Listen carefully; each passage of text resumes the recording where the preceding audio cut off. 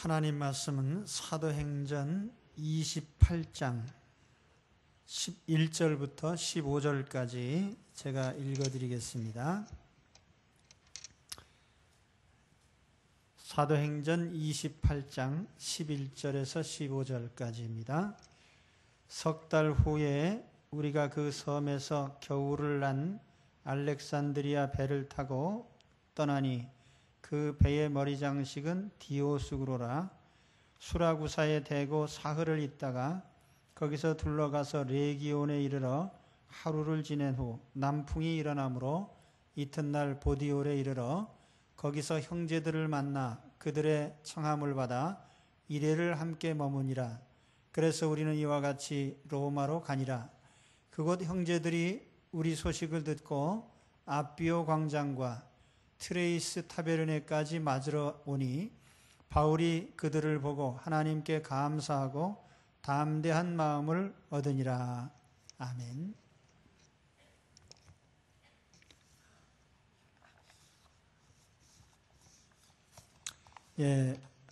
오늘은 그 멜리데에서 로마까지의 행로를 같이 보면서 말씀을 나누겠습니다. 먼저 지도를 잠깐 보시겠습니다.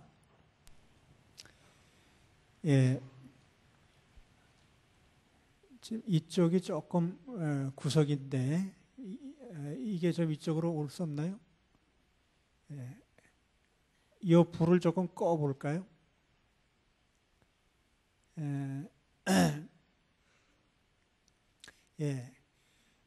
바울이 지금 도착해서 3개월을 묵은 곳이 바로 이 멜리데라는 곳입니다. 지금의 말타라는 섬이죠. 이곳에서 11월 달에 상륙을 해서 11월, 12월, 1월을 지내고 2월경에 출항을 했습니다. 이 말타 섬에 발레타라고 하는 항구가 있는데 거기에서 알렉산드리아 배를 만나서 타게 됩니다. 그 배의 이름이 오늘 성경에 보니까 디오스구로라고 했는데 디오스란 말은 제우스라는 말의 또 다른 발음이고 쿠로이란 말은 아들들이란 뜻입니다. 제우스의 쌍둥이 아들 이렇게 얘기를 하는데 구체적으로는 커스터와 폴록스라고 하는 제우스의 신화에 나오는 두 아들이 있습니다. 이 두 아들의 별자리를 흔히 쌍둥이좌라고 하고 영어로 제미니라고 합니다. 그런데 이 배의 이름이 디오스구라. 왜 저 이름이 붙어 있을까? 당시에 선원들이 항해를 하면서 이 선원들의 수호신으로 바로 이 제미니 별자리에 쌍둥이 제우스의 쌍둥이 아들들을 바로 항해사의 수호신으로 그렇게 생각을 했던 것입니다. 그래서 배의 이름이 디오스구로라는 걸 보면서 이 사도행전을 기록한 누가가 이 사실을 특별히 기록을 하고 있습니다. 그래서 이제 다시 지도를 보면은요, 이 불 좀 꺼주세요. 멜리데 섬에서부터 북쪽으로 올라와서 여기 수라구사라고 하는 곳에 상륙을 합니다. 이 수라구사라고 하는 것은 이제 오늘날 그 영문 표기로 할 때는 그 시라큐스라고 하는 그런 이름으로 불려집니다. 이게 시칠리아라고 하는 섬이에요. 지금 여러분 보시는 이게 이탈리아 반도입니다. 이탈리아 반도를 쭉 놓고 보면은 마치 그 여자 장화 같이 생겼어요. 발가락 부분에 해당하는 여기 레기온이 있고, 근데 이 시칠리아라는 섬은 굉장히 큰 섬이에요. 면적이 25,000평방킬로미터, 우리 남한 면적의 4분의 1 정도 되는 대단히 큰 섬이고 오늘날에도 약 500만 명이 거주하는 그런 지역입니다. 그런데 저 수라구사라고 하는 저 지역은 역사상으로 보면은 BC 700년경에 고린도인들이 건너가서 저기를 건설을 했어요. 그리고 그 아프리카 지역의 카르타고라고 하는 곳과 경쟁을 하면서 발전을 하다가 주전 212년에 로마에 합병이 된 곳입니다. 그리고 바울 당시에는 저희가 이제 로마의 영토가 되어 있었어요. 저 수라구사는 대단히 큰 도시였습니다. 그래서 지금도 그 유적을 보면은 성의 둘레가 35km나 되는 아주 큰 도시가 있던 곳입니다. 이곳에 바울이 상륙을 해서 오늘 말씀을 보니까 3일간 머물렀다고 합니다. 3일간 체제를 한 후에 다시 이제 북쪽으로 올라갑니다. 그래서 수라구사에서 다시 비슷한 거리예요. 이게 한 150km 정도 되는 거리 같은데 한 100km 이상 될 겁니다. 레기온이라고 하는 곳에 도달을 했습니다. 이 레기온은 이탈리아 반도로 보면은 제일 끄트머리 쪽이고 이쪽에 시칠리아 섬의 또 한 끄트머리와 마주한 곳입니다. 그래서 이 해협을 가리켜서 메시나 해협이라고 하는데 반드시 여기를 거쳐가야 되기 때문에 여기가 중요한 항구입니다.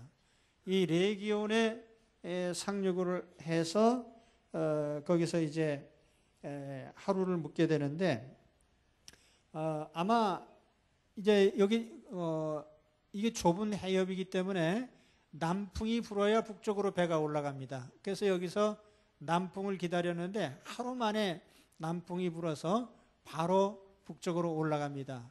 그래서 이게 보디올이라고 하는 곳에 상륙을 했어요. 이 보디올이라고 하는 곳이 또 대단히 중요한 곳입니다. 오늘날로 말하면은 나폴리만, 그러니까 나폴리에서 구체적으로는 대략 한 10km 정도 떨어진 위치라고 해요. 보디올에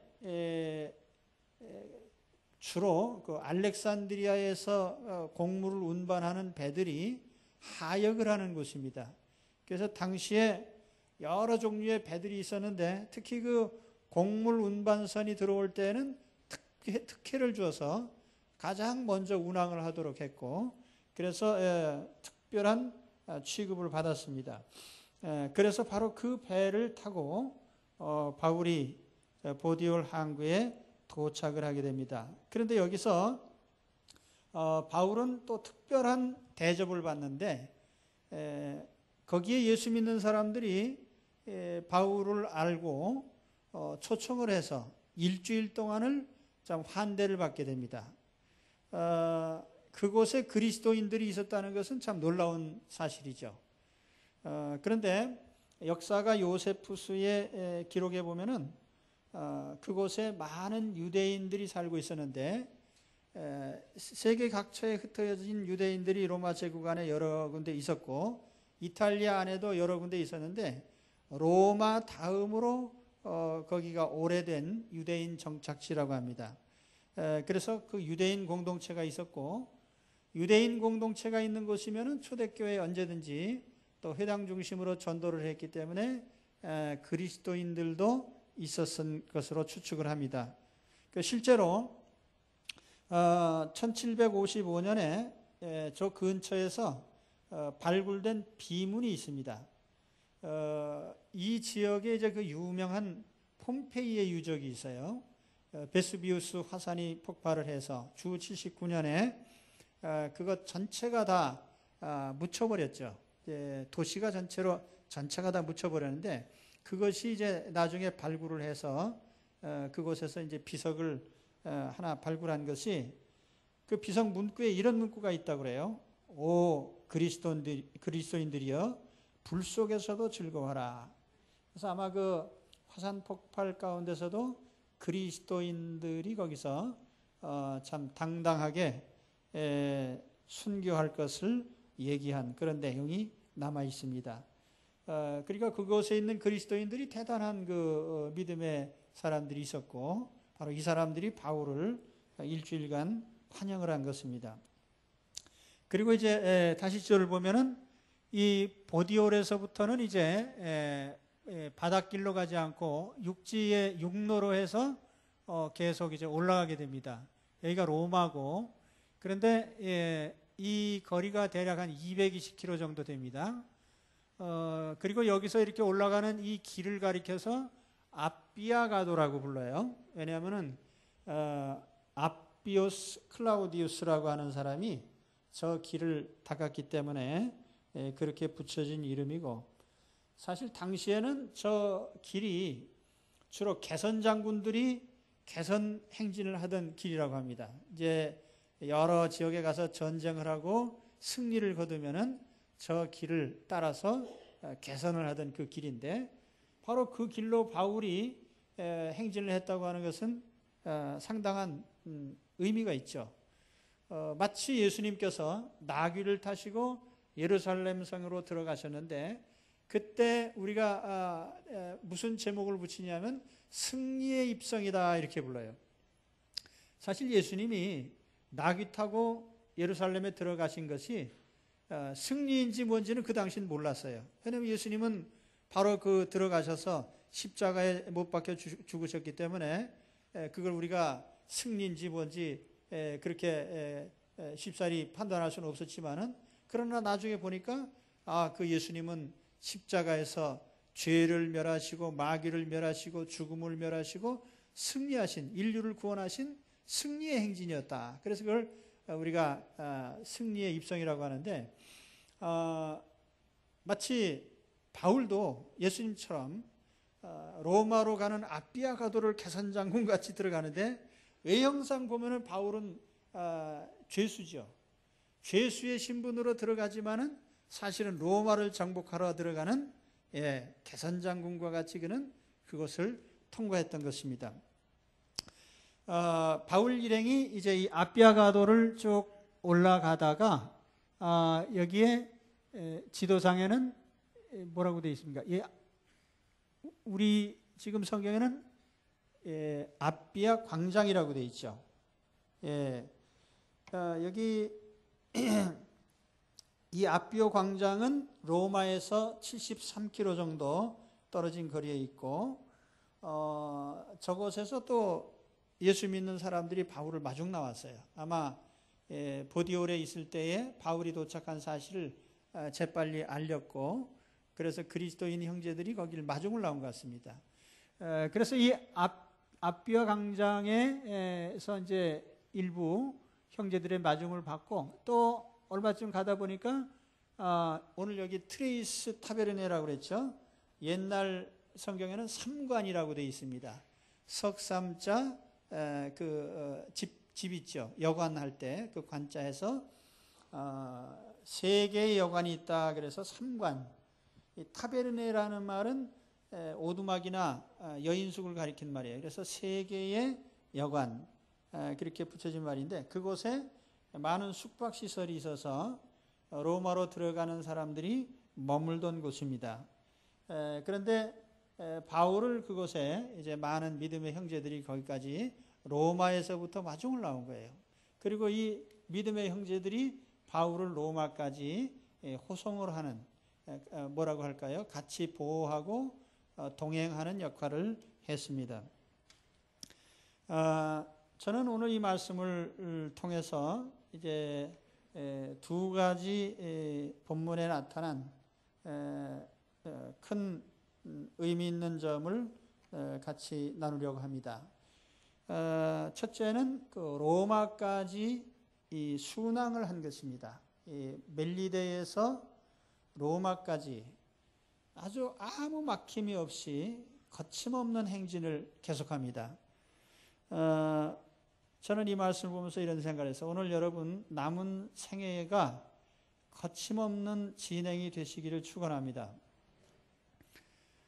멜리데에서 보디올까지는 100길로 650km 정도 되고, 또 보디올에서 로마까지는 육로로 220km 정도 되는 거리입니다. 그런데 이런 길을 가는 동안 아무 거리낌이 없었어요. 그리고 이것은 바로 앞선 장면과 상당히 대조가 됩니다.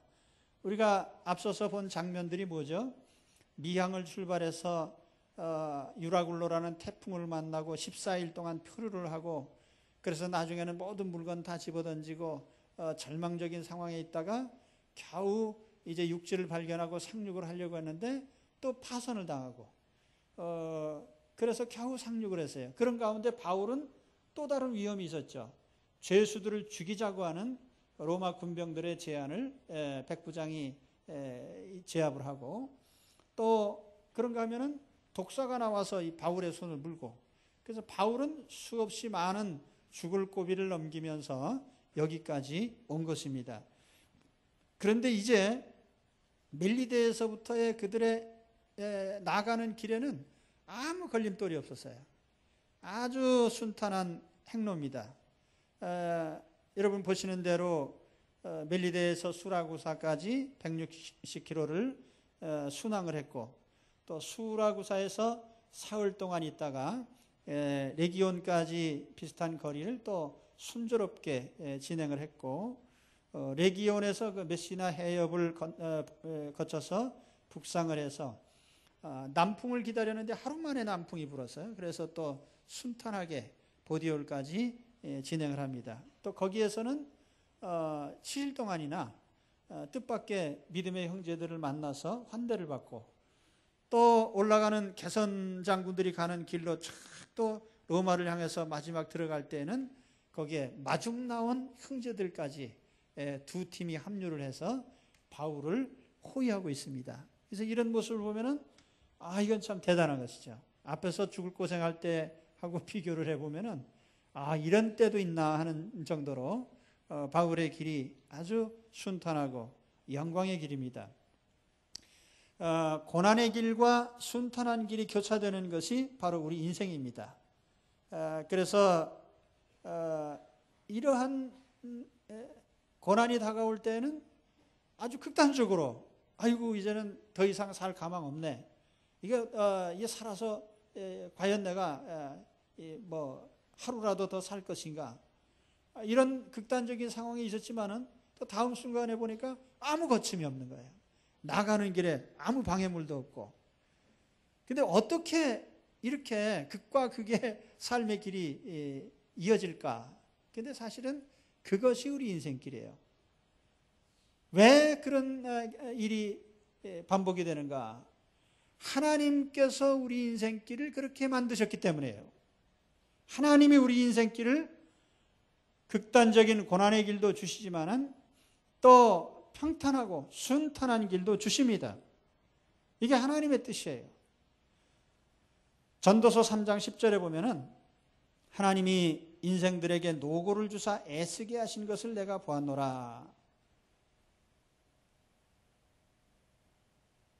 그러나 하나님의 하시는 일의 시종을 사람으로 측량할 수 없게 하셨도다. 형통한 날에는 기뻐하고 곤고한 날에는 생각하라. 하나님이 이 두 가지를 병행하게 하사 사람으로 그 장래일을 능히 헤아려 알지 못하게 하셨느니라. 어느 때 고생의 길이 있고 어느 때 순탄한 길이 있을까? 그건 우리가 알 수가 없어요. 왜냐하면 하나님이 그렇게 만드셨습니다. 무릇 하나님이 행하시는 것은 영원히 있을 것이라 더할 수도 없고 덜할 수도 없나니 하나님이 이같이 행하심은 사람으로 그 앞에서 경외하게 하려 하심인 줄을 내가 알았도다.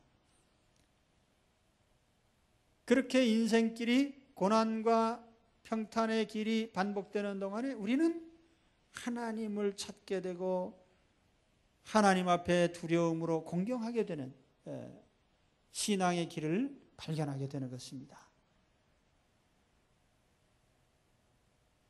그러므로 오늘 여러분 우리 앞에 다가오는 고난에 대해서 두려워하지 마십시오. 담대한 마음을 가지시기 바랍니다.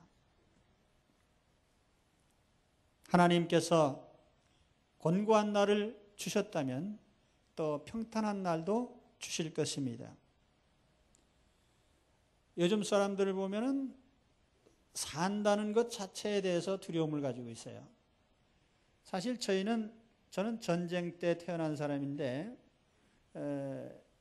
어린 시절을 어렵게 살았죠.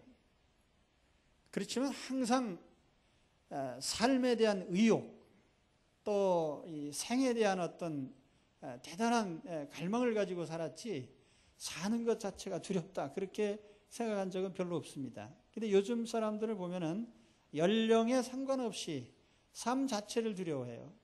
젊은 사람은 젊은 사람대로 이거 내가 어떻게 이 생존 경쟁에 살아남을까, 어떻게 취직을 하고 어떻게 먹고 살고 내 젊은 시절을 어떻게 보낼 것인가. 또 그런가 하면은 연세 드신 분들은 연세 드신 분들대로 삶에 대한 두려움을 가지고 있어요. 내가 이거 남은 여생을 어떻게 보낼 것인가. 금요일 날 조선일보에 보니까 이런 특집이 나와서요. 1955년생부터 63년 산하 제한이 시작되기 전까지 출생한 사람들을 베이비붐 세대라고 하는데 우리나라의 이 인구가 대략 한 700만 명 됩니다. 근데 이분들이 이제 금년 만 55세가 돼서 이제 은퇴를 시작하는데 평균 기대 연령을 80세로 보면은 55세에서 80세까지 25년이 남았다. 그 25년이라는 기간이 상당히 긴 기간이에요. 시간으로 계산해 보니까 하루에 잠자는 시간 뭐 이런저런 시간 빼고 활동 시간을 11시간으로 잡으면은 약 10만 시간이라고 그래요. 10만 시간을 어떻게 보내느냐. 그래서 이 시간을 어떻게 살 것인가. 근데 이분들이 은퇴할 때 평균적으로 가진 재산이 대략 한 2억 9천만 원 정도 된다고 그래요. 그래서 뭐 이런저런 권고를 했더라고요. 90세까지 살 생각을 해라. 돈이 있으면 주식 같은 데 투자하지 말고 채권이나 예금 같이 안전한 곳에 투자를 해라. 또 뭐 아니면 자기 눈높이를 낮추라든지 뭐 자식에게 올인하지 말고 자기의 미래를 준비해라. 뭐 이런 식의 제안을 했습니다. 그런데 저도 그 기사를 읽으면서 우리가 현재 살아가는 주된 관심사가 무엇인가 하는 데 대해서 좀 생각을 해봤어요. 우리가 앞으로 어떻게 살 것이냐. 사람들이 자기 삶의 남은 생애에 대한 관심이 많습니다. 내가 안락한 삶을 살 것이냐, 아니면 고생스럽게 살 것이냐. 그러나 제가 볼 때 그것은 약간은 좀 잘못된 관심사라고 생각해요. 더 중요한 것은 내가 살아갈 이유가 있느냐, 내 삶의 목적이 뭐냐 하는 거예요. 다른 말로 하면은 내 삶의 목표. 하나님께서 바울에게 어떤 목표를 주셨어요? 바울이 3차 전도 여행 다 끝나고 예루살렘에 갔을 때 어떻게 보면은 그의 삶의 한 3분의 2 이상 다 이제 통과하고 큰 일들을 이룬 후입니다. 근데 그때 하나님께서 바울에게 주신 목표가 뭐냐면 너는 로마에 가서 복음을 전해라. 이것이 내 남은 인생의 목표다. 그래서 이제 바울이 로마로 가는 거예요. 그 하나님께서 정해주신 그 목표를 향해서 가기 때문에 하나님께서 고난의 길도 있지만은 그 길을 순탄하게 하셔서 남은 생애를 하나님께서 책임을 지신 겁니다. 할렐루야. 그러니까 우리가 단순히 생존할 거냐, 뭐 어떻게 안락하게 살아갈 거냐 하는 이런 관심사도 좋지만은 또 나아가서 내가 무슨 일을 할 거냐. 가령 내가 뭐 적게 보면은 내가 살아남아서 자식들을 위해서 무엇을 할 수 있을 것인가, 아니면 사회적인 어떤 봉사를 할 수 있을 것인가, 어떤 기여를 할 수 있을 것인가, 아니면 하나님의 교회에서 내가 무슨 봉사를 할 것인가. 내 남은 삶에 하나님께서 주신 어떤 목적과 목표를 향해서 분명한 우리의 목표를 두라는 거예요. 그리고 그것은 내가 정한 것이 아니라 하나님이 주신 목표를 찾으란 말이에요. 하나님이 왜 생명을 주시고 살려두시는지. 그래서 이 목적을 알게 되면 하나님께서 분명하게 우리에게 확신을 주십니다. 그리고 우리 삶의 길을 보장하시는 거예요. 내가 적어도 이 목표에 도달할 때까지 내가 너의 생명과 너의 삶과 너의 모든 인생길을 내가 보장하리라.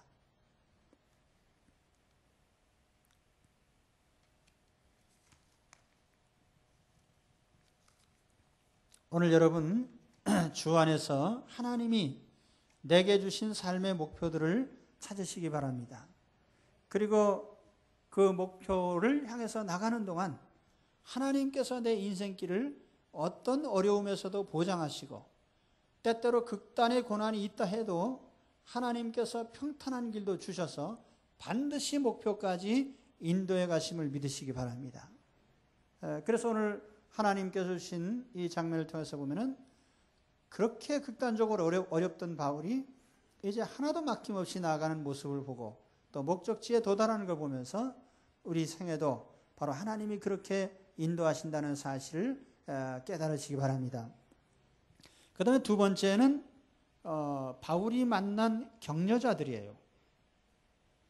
본문을 통해서 하나님께서 바울이 하나님께 어떤 격려를 받았는지 주목해 보시기 바랍니다. 바울이 보디올에 머물러 있을 때 믿음의 형제들이 찾아왔어요. 그래서 바울을 그 집으로 초대하고 한 주간 극진히 대접을 했습니다. 이것은 죄수인 바울에게는 아주 특별한 특혜를 준 거예요. 백부장이 그에게 한 주간 동안 가서 대접을 받도록 허락을 하고 환영을 받게 했습니다.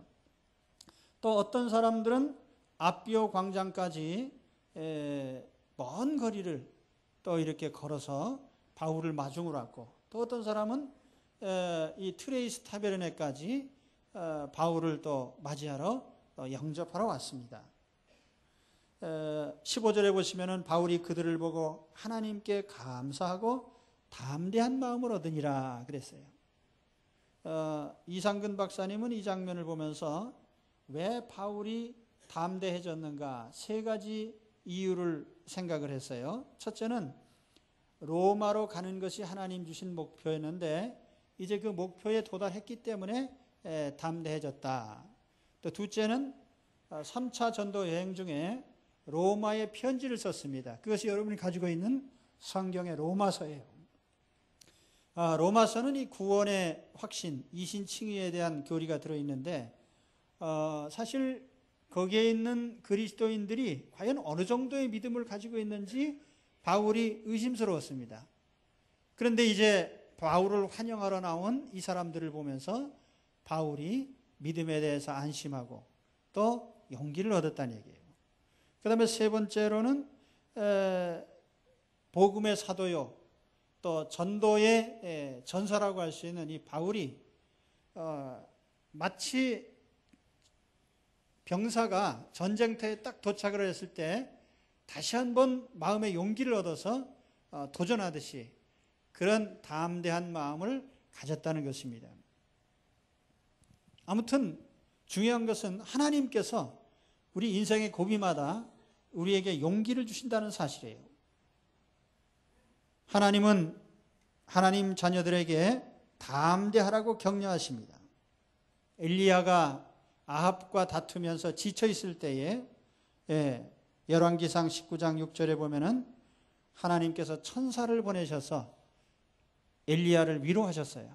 그래서 떡과 또 물을 가지고 엘리야에게 먹게 하고 기운을 차려서 또 그가 다른 박질을 할 수 있도록 격려를 한 것입니다. 여호와의 사자가 또 다시 와서 어루만지며 이르시되 일어나서 먹으라. 내가 길을 이기지 못할까 하노라.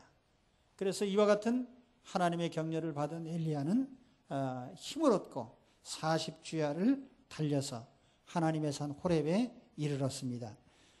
또 예수님께서는 두려움에 떠는 제자들에게 너희가 담대해라. 요한복음 16장 33절에 보면은 세상에서는 너희가 환난을 당하나 담대하라. 내가 세상을 이겼노라. 이렇게 말씀하셨어요. 내가 세상을 이겼다. 너는 담대해라. 또 사도행전 23장 11절에 보면 바울이 처음 붙잡혀서 천부장의 뜰에 갇혀 있을 때 하나님께서 밤에 나타나셨어요. 우리 주님이 바울 곁에 서서 뭐라고 말씀하셨어요? 그날 밤에 주께서 바울 곁에 서서 이르시되 담대하라. 내가 예루살렘에서 나의 일을 증거한 것 같이 로마에서도 증거하여야 하리라. 하나님께서 우리를 격려하시는데 때로는 사람을 통해서 하나님 격려하시는 것을 기뻐하십니다. 사람을 통해서요. 신명기 3장 28절에 보면은 모세에게 하나님이 이런 명령을 하셨어요. 너는 여호수아에게 명하고 그를 담대케 하여 그를 강경하게 하라. 그는 이 백성을 거느리고 건너가서 내가 볼 땅을 그들로 기업으로 얻게 하리라 하셨느니라. 모세의 후계자가 여호수아예요. 그런데 이 여호수아는 사실 백성의 리더가 되기에는 마음이 약한 사람이에요. 그래서 여러분이 신명기 마지막이나 여호수아 초반에 보면은 너는 마음을 강하게 하고 담대히 하라, 두려워 말라, 놀라지 말라, 그러면서 반복해서 얘기를 합니다. 그건 역설적으로 말하면 여호수아는 마음이 좀 약한 사람이에요. 예, 그래서 하나님께서 너는 좀 담대해져라, 너는 좀 용기를 가져라, 너는 담력이 있어라, 이렇게 하나님이 격려를 하신 겁니다. 여러분, 용기와 담력을 가지시기 바랍니다.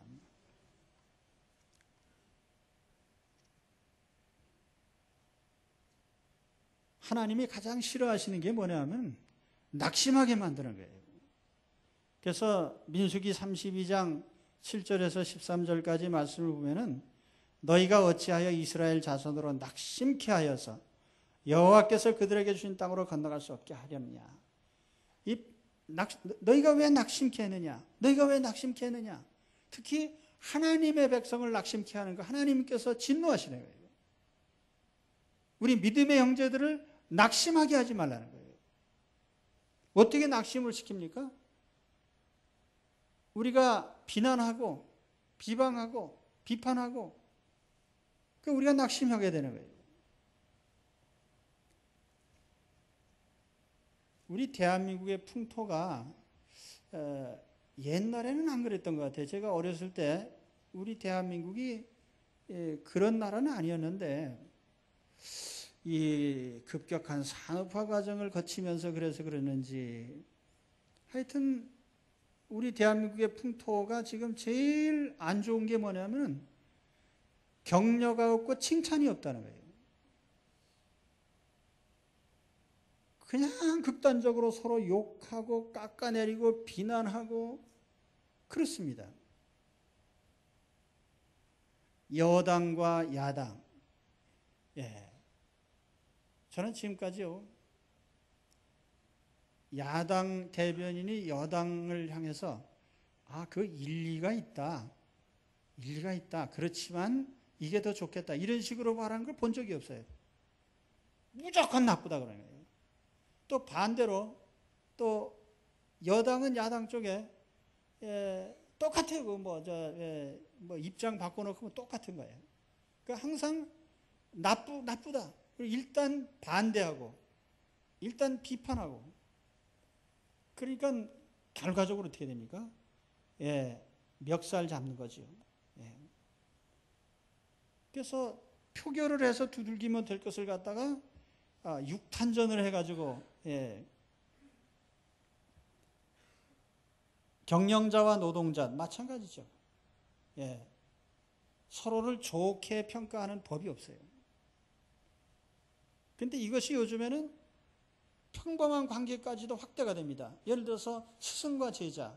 스승과 제자는 절대로 서로 등질 수 없는 사이인데 무슨 마치 학생들은 선생님 때문에 뭐 고생하는 것처럼 그 선생님은 학생을 고통 주는 사람으로 이렇게 인식을 시키고 또 반대로 학생은 가르쳐도 말도 안 들어먹는 문제의 사람들로 그렇게 또 서로가 돼서 이게 항상 갈등을 빚게 만들어요. 부모와 자녀, 기성세대와 젊은 세대, 보수와 진보 똑같이요. 언제나 거기에는 서로 동의가 없어요. 용납이 없고 수용적 자세가 없습니다. 여러분, 기왕에 일하는데 욕먹으면서 일하고 싶은 사람이 어디 있겠어요? 내가 싫은 건 남도 싫어요. 그렇기 때문에 건전한 비판도 하지 마세요. 그럼 내가 안 하면 어떻게 되죠? 우리나라에 비평가가 무수히 많습니다. 그러니까 내가 안 해도요, 엄청 많은 사람들이 다 비판을 해요. 거기는 내가 빠져줘도 괜찮아요.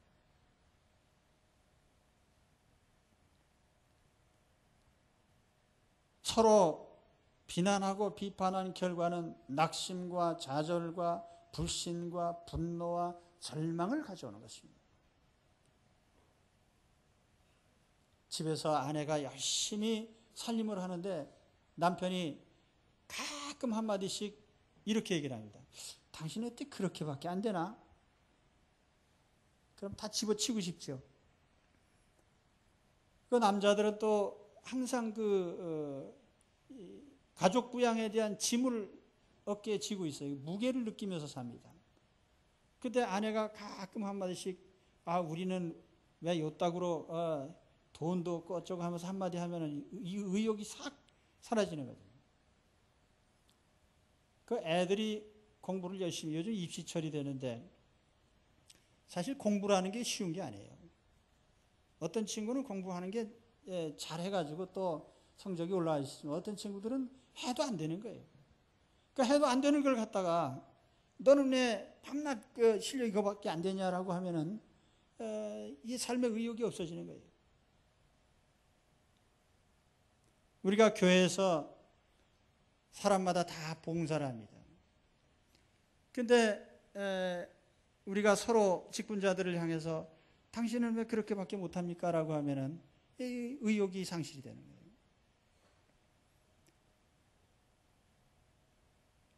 주님을 섬기는 기쁨과 즐거움, 그것을 우리가 빼앗지 말아야 됩니다. 우리는 오직 격려자가 되는 것으로 촉해야 됩니다. 격려자가 되세요. 격려자.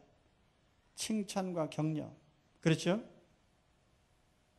제가 어떤 세미나에 가서 그 강사가 아주 1시간 침을 튀기면서 강의를 했는데 다른 건 기억이 안 나고 한 가지가 기억이 나요.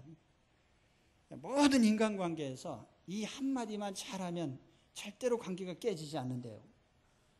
부부가 서로 이 한마디만 잘하면은 서로 이혼 안 하고, 또 자식이 부모하고 대화하는데 이 말 한마디만 하면은 절대로 가출 안 한다는 거예요. 그게 무슨 말인가? 궁금하시죠?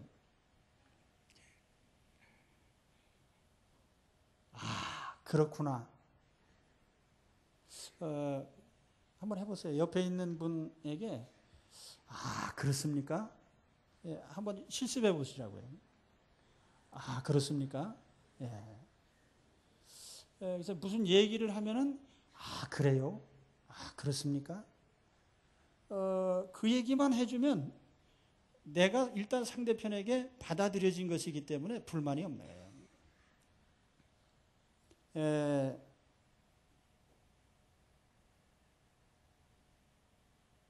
우리가 피차 서로를 받을 수 있다는 것, 받아준다는 표시, 그것이 그렇습니까? 그래요?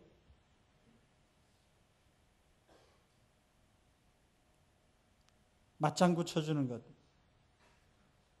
하물며 우리가 격려를 해준다면 얼마나 사람이 신이 날까. 그래서 어느 책의 제목에 그렇잖아요. 칭찬은 고래도 춤을 추게 한다.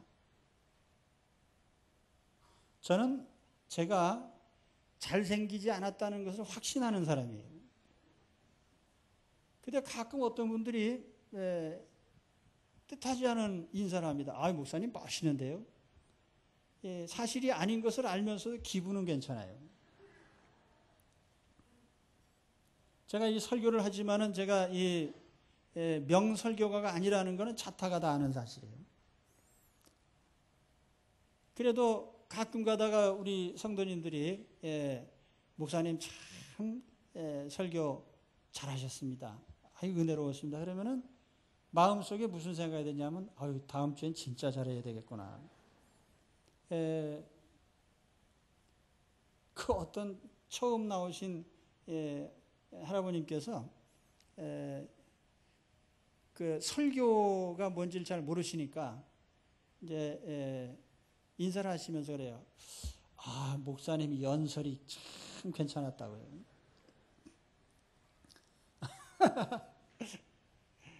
어쨌든 설교가 됐든 연설이 됐든지 간에 좋은 의미로 받아들여졌으니까 얼마나 좋아요. 여러분, 우리 살아가는 동안에 우리는 격려자들이 돼야 됩니다. 그리고 우리도 하나님께 격려를 받으면서, 끊임없는 격려를 받으면서 우리가 걸어가는 거예요. 특히 믿는 사람들은 서로 격려를 하셔야 돼요. 하나님께서 바울을 통해서 수많은 사람들을 격려하셨지만은 또 바울 자신 역시 그가 나아가는 길에서 수많은 사람들에게 격려를 받게 하실 거예요. 사람은 누구나 다 마음이 약한 거예요. 저도 때로는 나는 순교를 각오하고 목회를 시작한 사람이지만은 그러나 가다 보면 자꾸 약해집니다. 사람이 용기를 갖다가 이제 담력이라고 그래요. 담대함, 담력이라고 하는데 그 담자가 그게 쓸개 담자 아니에요? 네, 잘 모르겠는데 쓸개를 떼어낸 다음에 담력이 좀 약해졌어요. 근데 그래도 항상 나를 힘있게 만드는 것은 격려입니다. 성령님이 나를 격려해 주시고 믿음의 사람들이 격려해 주시고 그것이 나로 하여금 힘있게 다시 일어나게 하는 원동력입니다. 우리 이 격려도요, 타이밍이 중요한 거예요. 때가 중요해요. 그러니까 바울이 그 많은 고생을 하고 이제 로마를 향해서 가는 그 길목에서요, 중요한 순간에 나타나서 일주일 동안 우리 같이 지냅시다 환영해주고, 또 저기 삼관까지 나와서 또 환영해주고, 아비오 광장까지 나와서 환영해주고, 그러니까 마지막 들어가는 로마에 들어가는 바울이 사실은 순교하러 가는 건데, 순교하러 가는 그가 용기 100배에서 순교하러 가는 거예요. 오늘 우리의 피차의 삶이 그렇게 되시기 바랍니다. 그래서 우리의 삶의 행진, 그 길목에서, 특별히 삶의 종반부를 달리는 우리 인생길에서 우리가 피차 격려하고 서로를 위로하고 담대함을 가지고 달릴 수 있도록 서로 만드는 사람들이 되시길 축원합니다. 기도하겠습니다.